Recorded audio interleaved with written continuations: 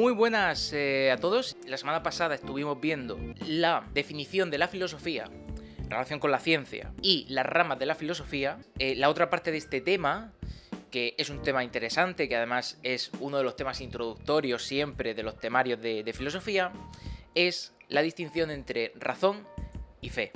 Razón y fe son dos formas de, por así decirlo, trazar discursos sobre el mundo. Razón y fe son dos características generales. Las religiones tienden más a tener explicaciones basadas en la fe, aunque evidentemente podemos hablar de teólogos que han intentado justificarse por medio de la razón, y en el caso de la filosofía, en el caso de la ciencia también, utilizan la razón principalmente. No significa que no haya elementos relativos a la fe. De hecho, en la filosofía los encontramos bastante a menudo, ahora lo comentaremos. Entonces, ¿en qué consiste esa forma de relato o esa forma de abordar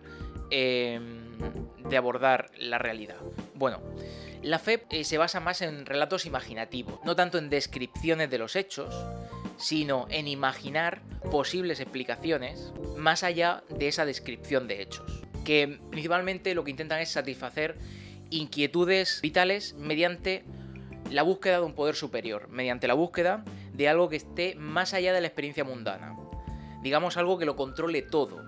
La fe también tiene una visión más holista y más dual en cuanto a lo bueno y lo malo, en cuanto al orden y el desorden. Nos conducen a una serie de verdades, en principio indudables, o que se predican como indudables, y que no suelen tener herramientas de falsación. ¿Por qué digo que no suelen tenerlas?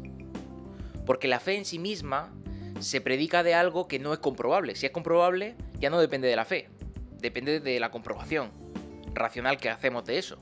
Esto es interesante. Normalmente hablamos de logos como si fuera razón, como si fueran sinónimos, cuando logos en griego se refiere más al discurso, mientras que razón, que viene del latín ratio, se refiere a los cálculos, a la medición. Logos tiene que ver más con no solamente el discurso propio, el pensamiento propio, sino también el diálogo con otros, la conversación, el lenguaje en común, mientras que la razón, la ratio, tiende más a concretar objetos externos, a medirlos. La igualación no siempre es acertada. Actualmente podemos atenernos a los dos conceptos y decir que entendemos lo racional de una manera más amplia, ¿no? Tanto en relación con el discurso, con el logos, con la lógica, como con la medición. Entonces, bueno, ahí la idea de racionalidad normalmente incluye bastante variedad de elementos en ese sentido. Por lo tanto, ¿qué sería el discurso racional? Pues principalmente es un relato que, en primer lugar, es más descriptivo, no es tan imaginativo como la fe, aunque puede tener elementos imaginativos porque también genera hipótesis, ¿de acuerdo?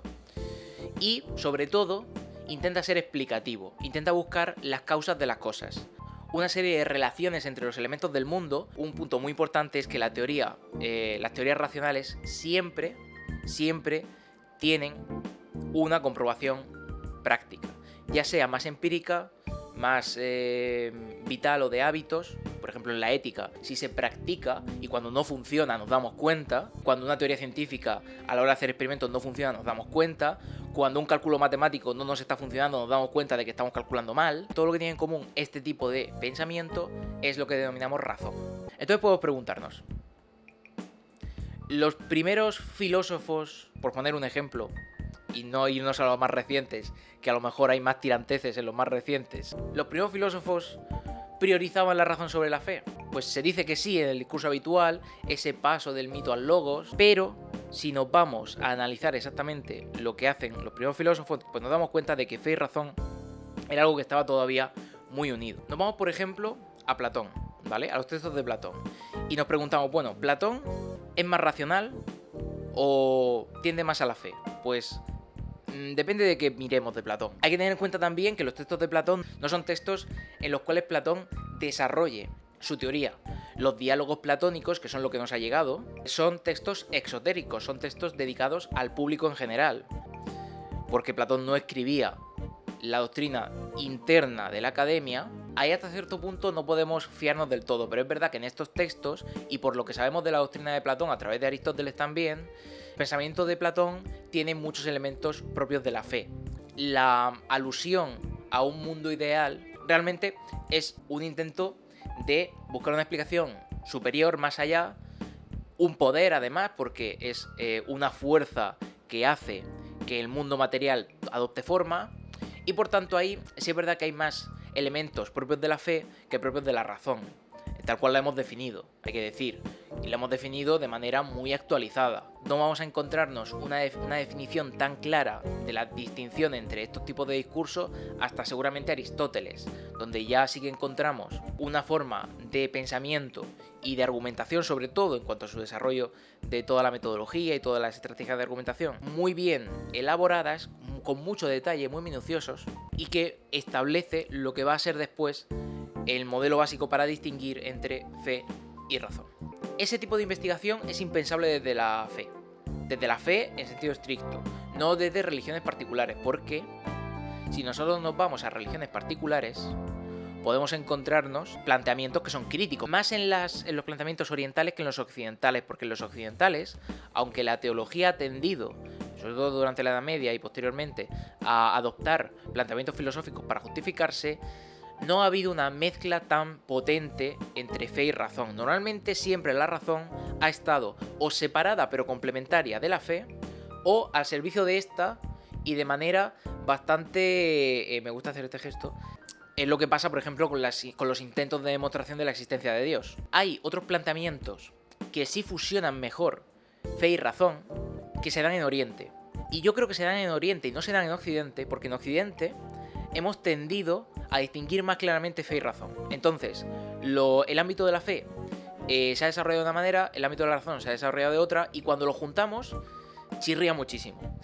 Pero en Oriente, si nos vamos por ejemplo al budismo zen y nos vamos por ejemplo al maestro Linji, que a mí me encanta, nos encontramos con que dentro de la doctrina del budismo zen, Linji propone un planteamiento crítico en el cual primero, para aprender la doctrina budista, hay que ponerla en cuestión.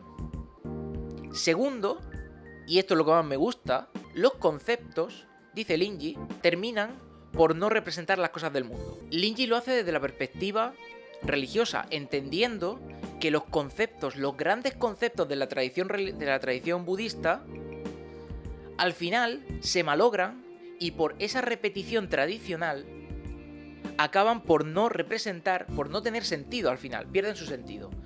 Es decir, la repetición sin más de un lenguaje abstracto acaba por perder el sentido. Lo que necesitamos es replantear esos conceptos, ponerlos en duda y entonces buscar una verdad más vital a partir de ellos. Entonces, dentro de que es el ámbito de la religión, evidentemente, y es el ámbito de la fe, la metodología, sobre todo, la metodología de Linji y la forma de entender esa doctrina es crítica. Entonces ahí sí que hay una fusión entre razón y fe que muchas veces deja bastante desorientados a los occidentales, porque no sabemos si eso es una religión, si es una filosofía o qué es exactamente. Hay una idea que a mí me fascina mucho porque, es un autor que tiene un texto maravilloso, Stanislav Andreski, que tiene un texto titulado Las ciencias sociales como forma de brujería, en el cual analiza diferentes tipos de argumentaciones falaces y estrategias engañosas que se suelen utilizar en las ciencias sociales, pero en general en el pensamiento también. Y uno de estos capítulos que quería traer para hoy era el capítulo 7 del libro, que es los usos de la absurdidad. Andreski plantea una idea opuesta a la creencia de que naturalmente tendemos a buscar razones, a pensar racionalmente el mundo. Eso no es del todo cierto, dice Andreski, realmente tendemos más a aceptar lo absurdo y a pensar irracionalmente. ¿Por qué? Porque no somos solamente seres pensantes, también tenemos emociones, también hay cosas que nos afectan y esos afectos determinan bastante nuestro pensamiento. A nosotros nos complace más tener una seguridad, tener una supuesta verdad que lo explica todo, sin necesidad de preocuparnos por las razones y por las demostraciones específicas de esa verdad. Pero ¿qué pasa? Que hasta cierto punto nosotros no podemos afirmar eso sin prescindir de la realidad, de que esa explicación se corresponda con la realidad de alguna manera. Entonces ahí entra en juego el principio de realidad, que tendría que ver más con la razón. Uno de los placeres alcanzables a través del recurso a la confusión y la absurdidad es la capacidad de sentir y afirmar públicamente que uno está al tanto de lo que en realidad ignora. A Twitter me remito. Que la filosofía y en general la razón en contraste es un pensamiento incómodo. O sea, la filosofía precisamente busca incomodar, busca plantear preguntas que muchas veces pues no nos gustaría tener que plantear, ¿no? Yo a Twitter me remito. Bien. Me encanta usar el zoom.